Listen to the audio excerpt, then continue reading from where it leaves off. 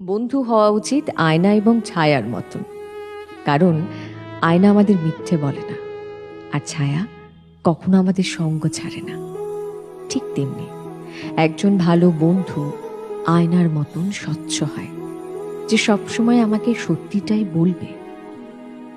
আমাকে খারাপ পথে যাওয়া থেকে আটকানোর জন্য সে আপ্রাণ চেষ্টা করবে।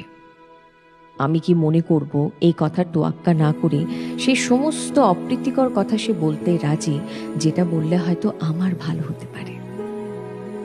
অনেক সময় হয়, ঘরে আলো না থাকলে কিছুটা সময়ের জন্যে ছায়া আমাদের সঙ্গ ছেড়ে দেয়, কিন্তু আবার আলো ফিরে এলে সেই ছায়াই আমাদের সঙ্গী হয় আজীবনের জন্যে। ঠিক তেমনি একজন ভালো বন্ধু ছায়ার মতন আজীবন আমাদের সঙ্গী হয়ে যায়।